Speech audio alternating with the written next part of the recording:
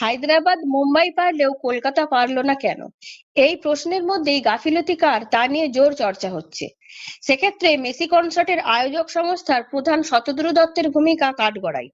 যে কারণে ঘটনার দিনই গ্রেফতার করা হয়েছে শতদ্রু দত্তকে, যিনি মেসিকে ভারতে নিয়ে এসেছেন। গ্রেফতার হওয়া শতদ্রু দত্তকে আসুন দেখে নেওয়া যাক তার পরিচয়। বর্তমানে শতদ্রু দত্ত একজন পরিচিত ভারতীয় স্পোর্টস প্রমোটার ও ক্রীড়া ইভেন্ট সংগঠক। তার আগে তিনি একটি ব্যাংকে চাকরি করতেন। ব্যাংকের চাকরি ছেড়ে ক্রীড়া ইভেন্ট আয়োজক হিসেবে নিজেকে গড়ে তোলেন।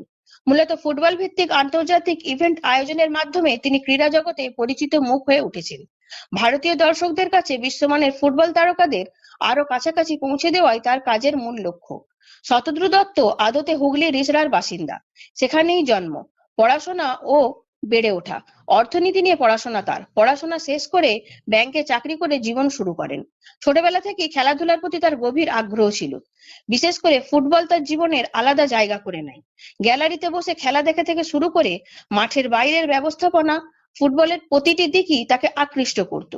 সেই খেলাধুলার প্রতি ভালোবাসা থেকেই ধীরে ধীরে তিনি ক্রীড়া ব্যবস্থাপনা ও ইভেন্ট সংগঠনের দিকে ঝোঁকেন।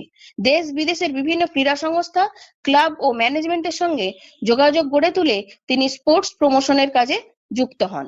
বিশেষ করে আন্তর্জাতিক ফুটবল তারকাদের ভারত সফর, প্রদর্শনী ম্যাচ ও ফ্যান এঙ্গেজমেন্টের ইভেন্ট আয়োজনের মাধ্যমে তিনি স্পোর্টস প্রমোটার হিসেবে পরিচিতি পান। এর আগেও মেসির কলকাতার খেলায় আয়োজন করেছিলেন। পেলেকে কলকাতায় এনেছিলেন তিনি। তার সোশ্যাল মিডিয়াতে বিশ্বের তাবড় তাবড় খেলোয়াড়দের সঙ্গে ছবি তুলে ফেসবুকে পোস্ট করে নিজের বিশ্বাসযোগ্যতা অর্জন করেন তিনি। মেসি, পেলে, ম্যারাডোনা ছাড়াও সৌরভ গাঙ্গুলি, বিরাট কোহলি, সচিনের সঙ্গেও তার ছবি রয়েছে বলিউডের একাধিক প্রথম সারির অভিনেতাদের সঙ্গে। আজ শতদ্রু দত্ত একজন স্পোর্টস প্রমোটার হিসাবে পরিচিত, যিনি ভারতের মাটিতে বিশ্বমানের ক্রীড়া ইভেন্ট আনার চেষ্টা করেন। তার কাজ নিয়ে প্রশংসার পাশাপাশি বিতর্কও হয়েছে। তবে ভারতীয় ক্রীড়া বিনোদনের পরিসরে তার নাম আলোচনায় থাকে। সেই শতদ্রু দত্ত আজ জেলে। মেসির কনসার্টে বিশৃঙ্খলার দায় এখন তার উপর। বর্তমানে তার ঠিকানা পুলিশ হেফাজতে। আরও আপডেট পেতে সাবস্ক্রাইব করুন বিডি নিউজ।